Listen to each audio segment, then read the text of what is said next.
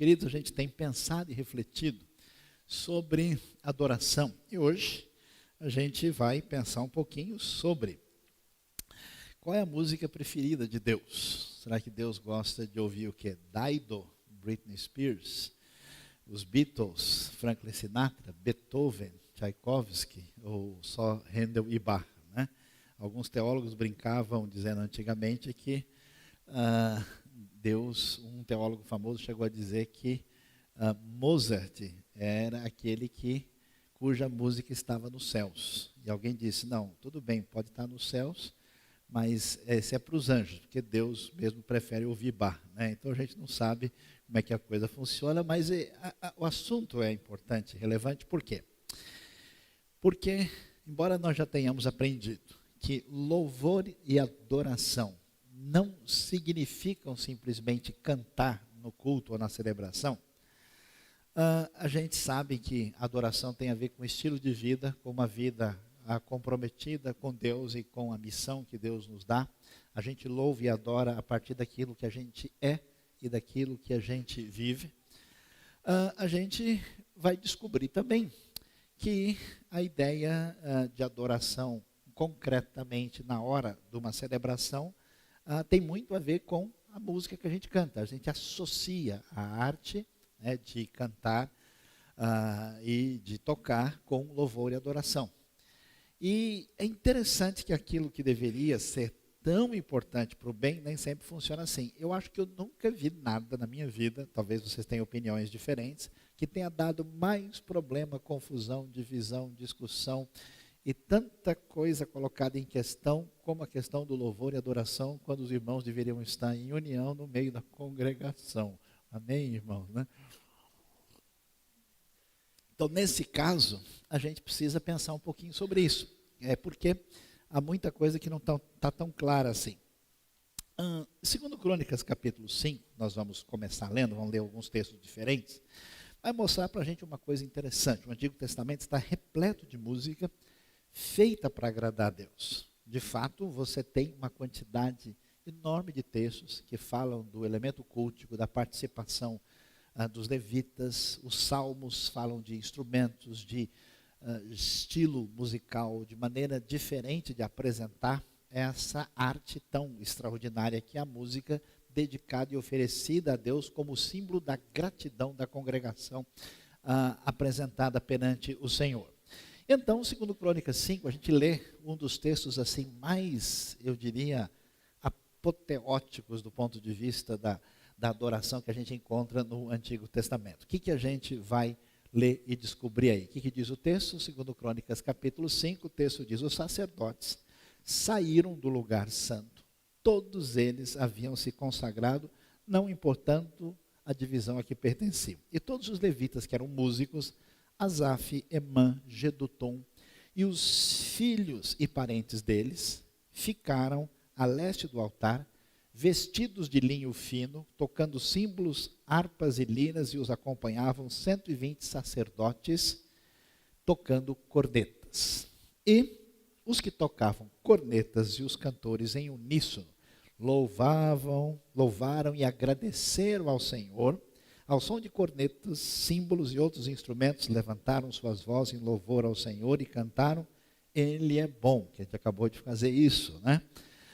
O seu amor dura para sempre, que rasdou Leolam, diz o texto original. Então uma nuvem encheu o templo do Senhor, de forma que os sacerdotes não podiam desempenhar o seu serviço, pois a glória do Senhor encheu o templo de Deus. Texto de Crônicas, fazendo referência a grande momento da inauguração do Templo de Salomão, o original, o legítimo, o primeiro e o único que desapareceu depois que foi destruído pelos babilônios. Nós não temos referência. Hoje em dia, há várias maquetes e expressões do templo que aparecem como referência ao Salomão. Na verdade, aquele é o templo de Herodes, posterior, reconstruído na época do Novo Testamento. O salomônico, nós não temos nenhuma prova concreta desenterrada, porque ele está debaixo de um lugar que não é possível mexer. O que a gente tem nesse texto? Uma ideia bem clara, no momento da dedicação do templo, dessa grande consagração. Se a gente puder achar um texto na Bíblia que apresenta alguma música que Deus gostou, é esse aí. O pessoal fez lá o corneto. Você imagina só a cena, né? Todos os levitas devidamente aparamentados lá, com símbolos, cornetas, outros instrumentos, cantando em louvor, e de repente a nuvem enche o templo do Senhor, uma manifestação da glória de Deus, numa espécie de louvor grandioso, apoteótico, extraordinário, de modo assim muito especial no contexto do Antigo Testamento. Então a gente vê que louvor e adoração está diretamente relacionado com isso. No entanto, o que é interessante? A gente tem, nos últimos tempos, muita polarização nessa área de louvor e adoração. Como é que funciona a coisa? O sujeito é muito moderninho, muito contemporâneo, então ele diz, olha, onde o Espírito do Senhor está, aí é liberdade. Então nós temos que cantar e tocar e deixar a coisa realmente arrebentar a boca do balão, porque é assim que Deus gosta. Na verdade é assim que a pessoa gosta. O sujeito é meio tradicional, ele é um baptista, super tradicionalzão, ele acha que o cantor cristão é uma coisa muito moderna, recente, ele quer uma coisa mais antiga ainda, e aí ele quer uma coisa assim, no mínimo, estilo canto gregoriano, para não atrapalhar a meditação profunda. E aí ele vai dizer, não, isso é uma coisa reverente, isso é uma coisa para honra e glória do Senhor, porque a pessoa gosta disso. Então, na verdade, grande parte das pessoas tem sido refém do seu próprio gosto, e fica dizendo que isso é o que Deus prefere, quando na verdade a coisa não funciona assim. Diferentemente de preferências pessoais, o Antigo Testamento apresenta para a gente uma ideia de que louvor, adoração, música oferecida para Deus envolve momentos, contextos e músicas distintas. Interessante, por exemplo, ver uma coisa que a gente tem perdido nos últimos anos, que é a ideia que aparece no Salmo 88. Salmo 88, se você for ler o Salmo 88, você vai descobrir que não tem nenhuma palavra positiva no Salmo 88. E mesmo assim, ele é importante e bom, né? É igual tomar suco de couve. Amém, irmãos? Né? Sem nenhum tipo de ajuda para a pessoa sarar de alguma coisa que ele está precisando. Couve com jiló recheado com baba de quiabo, sem dúvida, né? Ó Senhor, Deus que me salva, a ti clamo dia e noite. Que a minha oração chegue diante de ti, inclina os teus ouvidos ao meu clamor, tenho sofrido tanto que a minha vida está à beira da sepultura. Este salmo e muitos outros são salmos de lamento. Lamento que são colocados como músicas oferecidas a Deus no momento de louvor e adoração. Assim como existe um louvor, uma adoração grandiosa, uma música assim exponencial, extraordinária, que aparece, segundo Crônicas 5, no Salmo aparece uma música marcada por lamento, por dor, por sofrimento, que fazia parte da adoração no Antigo Testamento também, e que certamente tem muito a nos dizer e a nos ensinar. Mas o texto bíblico tem algumas outras novidades interessantes para a gente. Talvez, não sei se todo mundo conhece essa história, né? Aliás, pergunta como é que vai a sua leitura da Bíblia. Você tem conseguido caminhar e aprendido muitas coisas ou não? Veja essa história interessante que aparece em 2 Samuel capítulo 6. Verso 16 diz, aconteceu que entrando a arca do Senhor na cidade de Davi, Mical, filha de Saul, observava de uma janela. E ao ver que o rei Davi dançando e comemorando perante o Senhor, ela o desprezou em seu coração. Mais uns versículos para frente, verso 20, a Bíblia diz que voltando Davi para casa, para abençoar sua família, Mical, filha de Saul, saiu ao seu encontro e lhe disse, como o rei de Israel se destacou hoje, tirando o manto na frente das escravas de seus servos, como um homem vulgar. Mical despreza Davi, imagina, ele é um rei, né? A gente tem que ficar bem claro que ele tem uma veste, uma espécie de túnica e um manto. Por cima ele tira esse manto e fica, não de uma maneira vergonhosa, mas muito à vontade para um rei diante dos outros. E ela achou que ele perdeu a posição, a dignidade, a pose, e se ressentiu e disse, isso é lá comportamento de alguém que dirige o povo.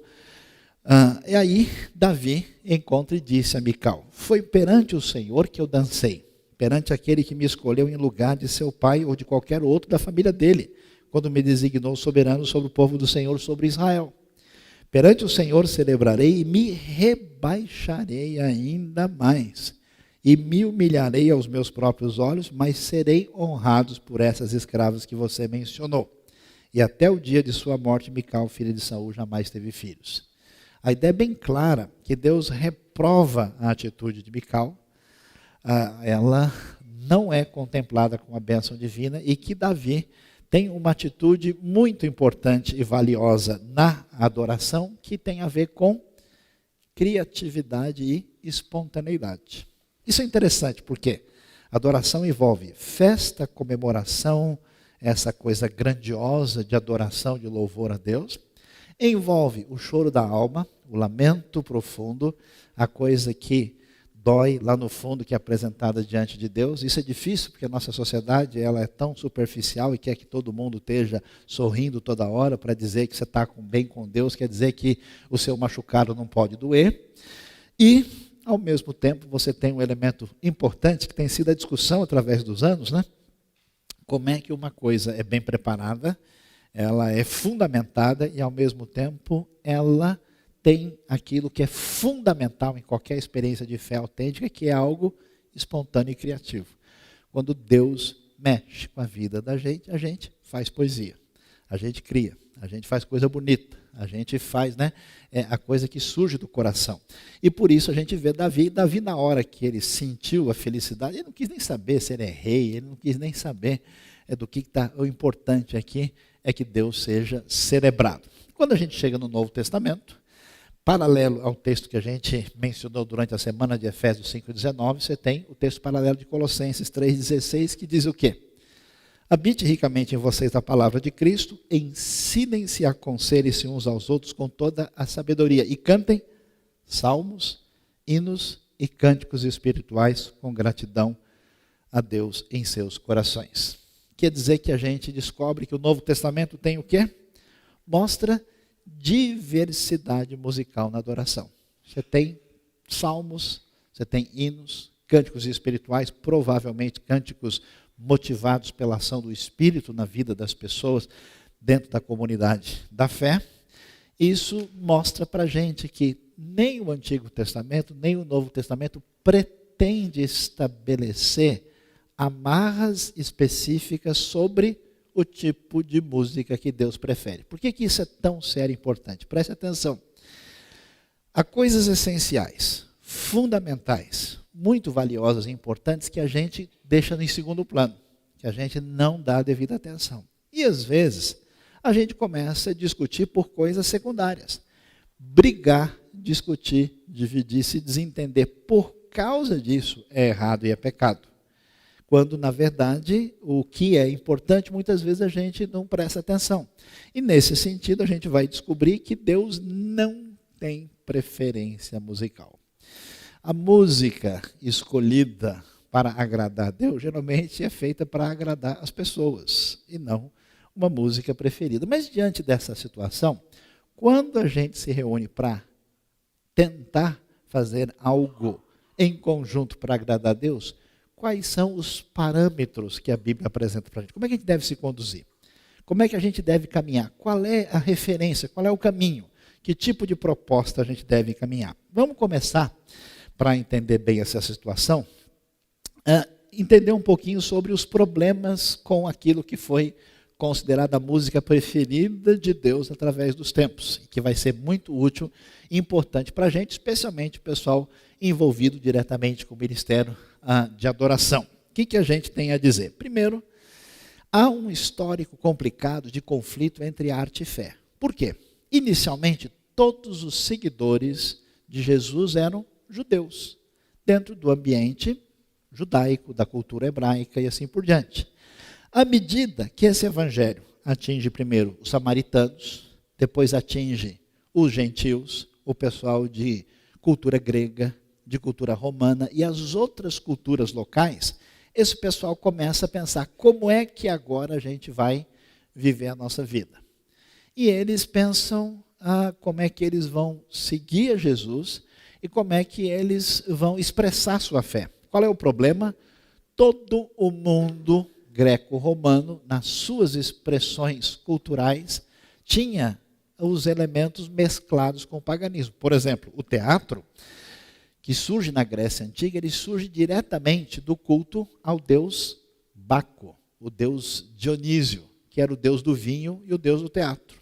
Isso, de tal forma, é tão impactante que até em determinados contextos na Idade Média, um ator não podia nem ser enterrado no cemitério, ele tinha que ser jogado num terreno baldio, porque ele é considerado indigno demais, esse sujeito muito bacana, né? Muito ligado a Baco, né? Esse aspecto dionisíaco presente. E todos os elementos, os jogos que os gregos faziam, eles foram assim rechaçados.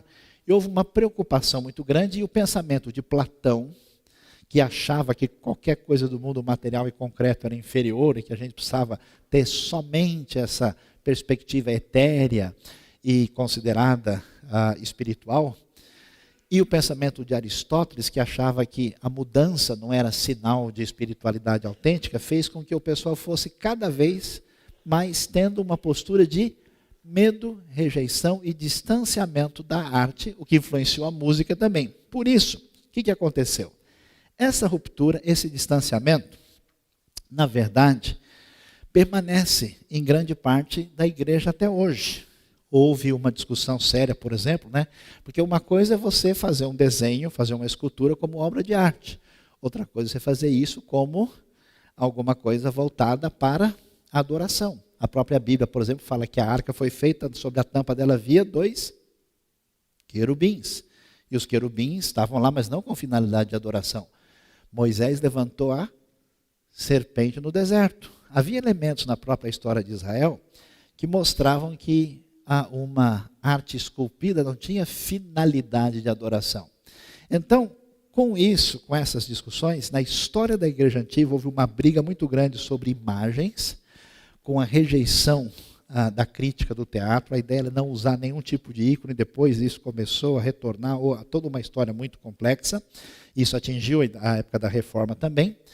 E, em determinado momento da Idade Média, o medo era que a música, assim como uma estátua ou um ícone, uma gravura, que poderia atrapalhar a adoração, a música funcionava do mesmo jeito como algo que iria atrapalhar a adoração verdadeira, e houve um processo de repressão da música.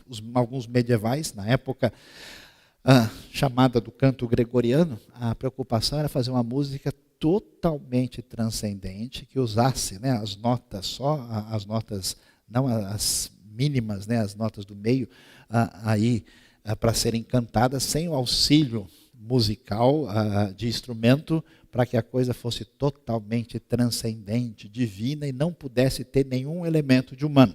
Isso é interessante, permanece na igreja de hoje. Tem gente que fala assim, não, nós estamos aqui na igreja para cantar, para adorar o Senhor. Tipo, as pessoas não importam, o mundo aqui embaixo não existe. Há uma polarização, e do outro lado você tem gente fazendo exatamente o oposto. Esse tipo de coisa chegou a influenciar alguns grupos calvinistas radicais. Por exemplo, teve uma ocasião na Escócia que o pessoal pegou o machado e saiu quebrando tudo quanto é instrumento. Quebraram todos os órgãos, para que não ficasse nenhum tipo de ídolo musical que prejudicasse a vida das pessoas. Por isso que às vezes você encontra gente que tem uma resistência. Viu aquela pessoa que é travada nas 4 rodas? Sujeito sem embreagem, sujeito que a gente, né, pensa que vai, mas não vai. Porque tem todo um legado, uma tradição que não relaciona a vida com a expressão de fé da Bíblia, mas tem amarras históricas que está por trás disso.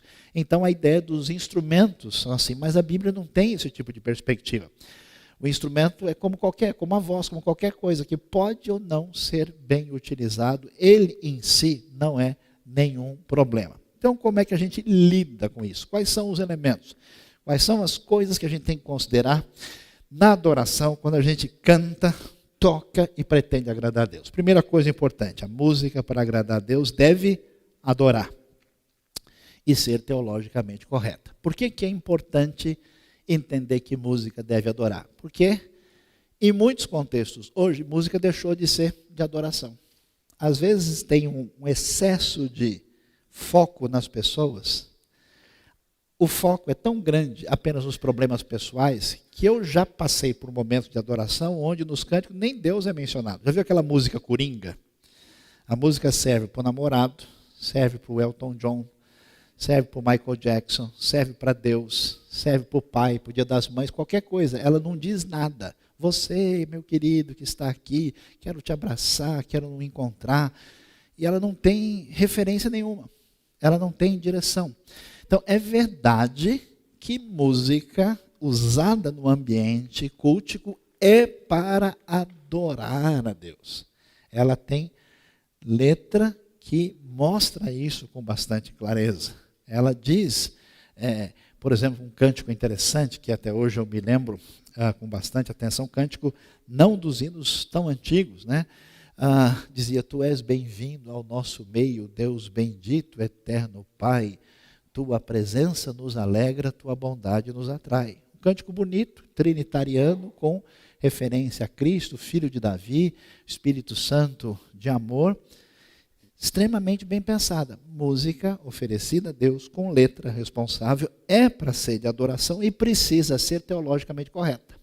E às vezes eu vejo o pessoal discutindo questão de estilo musical, quando na verdade o que importa é o que você está cantando, o que você está dizendo. E a música precisa ser responsável, precisa ser equilibrada, precisa ser correta, não é para dizer bobagem, não é para dizer heresia, não é para dizer coisa que não faz sentido, ela precisa ser devidamente fundamentada. Isso seguramente é algo que é para a honra e glória de Deus. Num segundo momento, a gente precisa entender que essa música é cantada no contexto da comunidade. Ela é cantada por pessoas. E para pessoas que estão ouvindo, estão participando. Por isso a música, para agradar a Deus, deve ser contextualizada. Por quê? Porque a própria ideia da Bíblia é que Deus é um Deus contextualizado. O hino antigo dizia, tu deixaste Jesus, o teu reino de luz, e baixaste este mundo tão vil, um presépio em Belém, tu, Jesus, sumo bem, escolheste por berço infantil. Vem, Jesus, habitar comigo, em minha alma há lugar, ó vem já. Eu me lembro, já faz tempo, old times, tempos de outrora, né? Adolescente, né? Quem ri muito aí já vira pecado, aí não pode. Deixa eu beber um copo d'água aqui, né? Eu me lembro como eu ficava pensando, puxa, olha que coisa interessante, olha que palavra, e tentando refletir no conteúdo apresentado, mas ela mostra a ideia da encarnação. Quer dizer, Deus se fez homem na presença do Messias esperado de Jesus. Portanto, a ideia clara da Bíblia é que Deus resolveu falar a nossa língua, resolveu entrar na história, resolveu trazer a redenção. Por isso, Deus não é um Deus distante, abstrato, Deus é um Deus encarnado. Por isso a música precisa ser contextualizada. Se a gente começar a fazer aqui, a partir do domingo que vem, né, alguns encontros com música de balalaica russa, vai ser interessante, uma boa lição cultural, mas isso não tem pertinência, não faz sentido no nosso contexto. Por isso, a música precisa ser contextualizada, especialmente porque nós estamos num contexto do mundo pós-moderno. E nesse mundo pós-moderno, você tem variação. O que nós estamos fazendo hoje na nossa igreja, na IBNU? Nós temos de manhã um culto diferente, um culto cantando hinos dentro do ambiente que tem a ver com um tipo de música teologicamente responsável e ligada à nossa tradição histórica. É um culto mais tradicional. Hoje, à tarde, a gente tem uma música mais espontânea, mais alegre, mais contemporânea, e a gente logo quer fazer um terceiro momento onde a música seja um estilo ainda mais contemporâneo para atingir a geração Y, Z, W dividido por Y, dividido por H, né, com alguma coisa, a geração, para chegar. Né, ela é fundamental. Então, a contextualização ela é essencial, porque você comunica e toca o coração da pessoa. Você não consegue transmitir uma mensagem importante envolvida com alguma coisa que não faz sentido e não tem impacto na vida da pessoa que envolve. Eu achei interessante a experiência de Saddleback, eles falando que chegaram a ter 47 estilos de culto e de celebração diferente para os grupos distintos que estavam frequentando aquela comunidade. E marcada por criatividade. né? Quando a criatividade é exagerada, a pessoa inventa aquilo que nem Deus está sabendo ainda que vai acontecer, de tão estranho que é, né? Quando a gente fica preso na nossa tradição e na nossa formação histórica, a gente perde a possibilidade de fazer coisas novas que tenham impacto, que reflitam o nosso coração e a nossa espiritualidade. Por isso, música para agradar a Deus, as músicas que surgem na Bíblia, elas surgem da experiência de fé intensa que a pessoa tem com Deus. Por isso, o Salmo diz que a gente deve cantar ao Senhor um cântico novo. Se você só canta cântico velho, a gente vai fazer uma oração forte para que Deus abençoe a sua vida. A música para agradar a Deus deve ser diversificada. Por quê? Porque nós temos grupos distintos. Qual é a música que agrada a Deus? Depende. Onde está se formando essa comunidade? A quem que ela quer atingir? É jovens universitários, no ambiente de uma grande metrópole? Ou ela está se formando no interior de um estado na região norte do Brasil? Ou ela está se formando num contexto onde ela atinge um tipo de população de mais idade? Então, isso é algo que não está fechado e definido. Ela deve ser diversificada considerando a comunidade. Você vê Colossenses dizendo, reforçado por Efésios, que eles tinham salmos, tinham hinos, cânticos espirituais. Portanto, essa diversidade é importante. Porque a pessoa imagina o seguinte: se existe uma coisa boa, certa e ortodoxa, tem que ser tudo sempre do mesmo jeito para a gente não sair da trilha. A ideia não é essa. A trilha envolve essa realidade da presença, da diversidade e da a música que faz sentido para os diferentes grupos que estão lá. A gente talvez não tenha essa ideia tão clara, mas a música que agrada a Deus, na verdade, tem várias funções. Eu nunca me esqueço da minha experiência difícil, depois de um culto, conversando com uma pessoa, a pessoa ficou muito brava. Falou, eu não concordo com isso que a gente está fazendo aqui. O quê? Que a gente cantou essa música agora. Mas que música? Era Seu Nome Barnabé, natural de Chipre. Como assim? Nós estamos reunidos na igreja para adorar a Deus. Agora estamos adorando Barnabé? Esse negócio aqui agora parece que está enaltecendo. Homem, nós estamos aqui para adorar. Não tem nada que fazer música assim. Qual é o problema dessa ideia? É que a pessoa não entende o que é adoração e qual é o propósito de tudo aquilo que envolve a questão da música. Nós temos de entender que a coisa não funciona desse jeito. Música tem função de adoração propriamente dita, mas a música também tem o sentido de ensino. É interessante, para vocês entenderem o que aconteceu na história. Quando houve essa grande repressão musical que atingiu certos ambientes da Reforma, uma das pessoas que teve um impacto muito valioso para a conservação do impacto da música no ambiente protestante foi Lutero. Porque Lutero, quando era criança e adolescente, ele já cantava. Muito jovenzinho, ele inclusive ganhou parte do seu sustento cantando. E por isso, a tradição luterana, e também pela próprio impacto da cultura alemã, preservou muito a questão da música, que, influenciando o movimento morável, ela conseguiu ser reintroduzida com força em certos ambientes onde isso tinha tido uma repressão maior da presença da música. E outra coisa que chama a atenção, além desse impacto que a tradição luterana trouxe, foi especialmente o segundo despertamento, avivamento que aconteceu nos Estados Unidos. Eu nunca me esqueço da minha experiência difícil, que eu tive um tempo atrás, ainda muito tempo atrás, que eu não vou falar quando foi, que eu estava vendo um desenho animado e, de repente, no desenho animado daqueles assim mais comuns possível, começa a tocar uma música de hino lá. Falei, mas o que essa música está fazendo nesse hino aí? Que história é essa? Quem cometeu esse sacrilégio de pegar um hino sagrado e colocar no desenho do Pica-Pau, por exemplo, né? Aí, o que está acontecendo? A gente descobre que essas músicas eram músicas do cotidiano, do ambiente americano, e que receberam uma letra evangélica.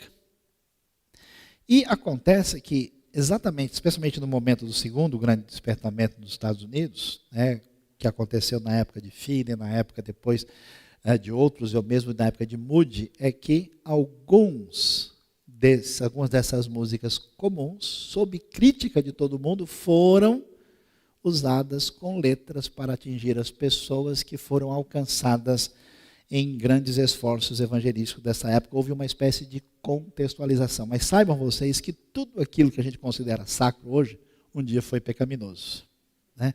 O piano era instrumento do mal, porque o piano era usado para ambientes não adequados. Depois o piano passou, né, a ser entendido, se resolveu sobre o piano que ele virou um instrumento sagrado, à medida que surgiram outros menos sagrados, como a bateria, como, né, a guitarra e assim por diante. Então é interessante a gente observar como a compreensão equivocada trouxe problemas através da história e que esses momentos trouxeram esse impacto. Mas conversando com a pessoa sobre o nosso amigo Barnabé, como eu estava contando, a pessoa disse, eu falei, espera um pouquinho, ninguém que está adorando Barnabé, ninguém está dizendo que ele é qualquer divindade ou merece qualquer veneração especial. A gente só está contando a história que a Bíblia fala sobre ele para servir de exemplo para as nossas vidas. Por isso, está errado quem acha que a música precisa ser uma música exclusivamente de adoração, e está errado quem entende que música é só para entreter as pessoas, para que elas tenham um momento, né?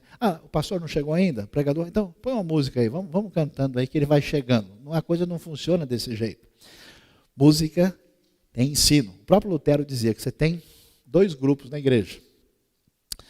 O grupo que aprende, estuda, conhece a Bíblia, a teologia, e o outro que conhece a teologia no corinho, no cântico. A maior parte da teologia da cabeça das pessoas dificilmente vem da Bíblia, vem do corinho sagrado que ele venera, né?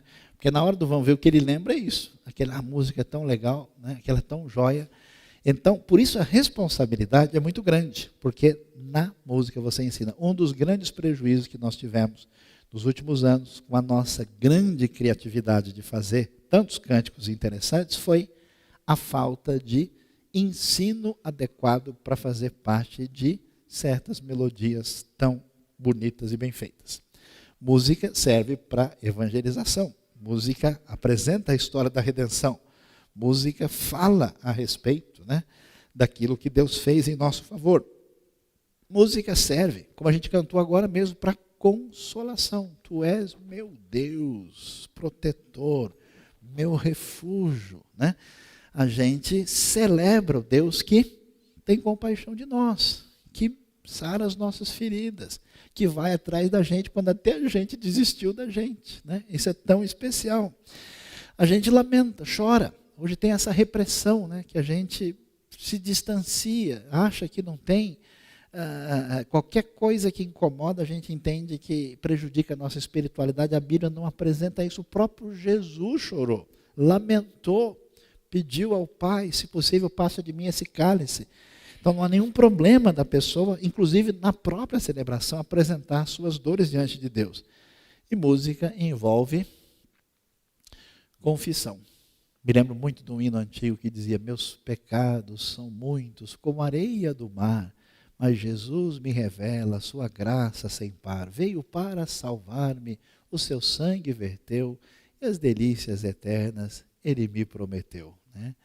A clareza de que a gente vem aqui com a mão para trás, de cabeça baixa, dizendo: Deus, eu preciso da sua ajuda, eu tenho sentimentos negativos, eu pequei essa semana, eu tenho lutado com a minha fragilidade, às vezes eu acho que eu não tenho mais força. Confissão faz parte da adoração. Tudo isso deve envolver. Fica ruim quando a gente tem uma monotonia na nossa expressão de adoração, que só tem um aspecto. É como a pessoa que só come uma vitamina, só come um tipo de alimento. Ele não vai desenvolver a sua vida, a sua saúde adequadamente. Mas é importante lembrar que a música, para agradar a Deus, tem limites. Será que é possível a gente fazer música para Deus com todo e qualquer tipo de estilo musical? Talvez. Acho que alguns ficam difíceis da gente, pelo menos para trabalhar algumas coisas assim. Você vai fazer um samba para Deus? Amém. Vamos lá. Só o poder de Deus. Beleza, não tem problema. Só que você vai fazer um samba assim para adorar a trindade ontológica, né? Aí parece que a coisa, de repente, parece que não sei, né? Aquilo não bate, né? Eu me lembro que eu juntava um grupo de amigos assim para fazer bagunça em aniversário, né? Aí o pessoal ia cantar parabéns para você, a gente cantava parabéns, parabéns para você, né? Era a marcha fúnebre, todo mundo caía na risada, lógico, porque aquilo não faz sentido, ninguém canta parabéns desse jeito. Então uma coisa é uma coisa, outra coisa é outra coisa, né? A pessoa precisa de bom senso, não dá para a gente falar de uma coisa inefável, indizível, extraordinária, com algo que seja muito chão, que tenha a ver com algo muito próximo da imanência plena. E assim como não funciona também, a gente está com um momento de festa, de alegria e tal, e a gente cantando alguma coisa, né, travada, assim, aquele negócio que a gente vai orando para que Deus tenha misericórdia, né, porque não funciona. Então, a música para agradar a Deus tem limites. Hoje a gente vê gente fazendo grandes encontros de louvor a Deus, onde o cantor vai e se joga, e o pessoal cata e pega ele lá e joga ele para cima de novo. Quer dizer, não sei se isso faz muito sentido, né? Um dia desse eu estava vendo um vídeo onde o sujeito, ele faz um monte de movimentos assim, que nem convém descrever entre os santos, e nessa brincadeira ele atira o sapato dele, vai para a galera, e o pessoal comemora e faz um auê danado. Quer dizer, aí você de fato percebeu que a coisa perdeu o tom, perdeu, né? Então é preciso ter bom senso, é preciso ter equilíbrio, é preciso evitar exagero, é preciso evitar extremismo e especialmente fazer a coisa adequada. Já foi num casamento? Como é que funciona o casamento? Tudo se espera, nem sempre acontece, deve ser planejado, né? A música de entrada da noiva, a música final. Então, se a gente põe um negócio, né, diferente, a música entra o noivo e a noiva e o urubu está com raiva do boi. Eu sei que ele tem razão, pode ser que o negócio não vai ficar legal, né? Por mais que seja criativo, uma criatividade incrível, não é o caso. Da mesma maneira, quando a gente for fazer alguma coisa nesse sentido, precisa ter equilíbrio. Meus queridos, o objetivo nosso é pedir que vocês adorem a Deus com a sua vida, que vocês que têm dom e capacidade se envolvam com louvor e adoração, que vocês mantenham os dois lados, desenvolva seu talento, sua capacidade e desenvolva esse equilíbrio, esse bom senso que é tão importante e benéfico para a nossa igreja. Pessoa que tem capacidade nessa área tão importante para a realidade, para a sociedade de hoje, e principalmente que a gente tenha a maturidade de saber diferenciar o que é mais importante e ser bastante tolerante com aquilo que é secundário e que não tem valor principal. Deus não prefere estilo musical específico, Deus prefere o louvor que seja de adoração de coração, que seja sincero, que expresse a dor e que mostre a nossa criatividade e que mostre a nossa espontaneidade. E que Deus abençoe a nossa vida e o nosso coração nessa noite. Vamos orar? Pedir que Deus nos ajude a caminhar nessa direção de amadurecimento e de bênção. Pai querido, Pai amado, obrigado pela Tua graça, pelo Teu poder, pela bênção sobre a nossa vida. Obrigado pela vida de todos que estão aqui, aqueles que Te servem, que adoram. Ajuda-nos na direção de um equilíbrio e de uma sabedoria adequada para, ó Deus, fazer as coisas de um modo que Te agrade de fato. Senhor, abençoa a nossa igreja, abençoa a nossa comunidade, que a gente consiga caminhar nessa direção para a Tua honra e para a Tua glória. Nós Te louvamos, Te adoramos, Te agradecemos e pedimos a Tua bênção em nome de Jesus. Amém.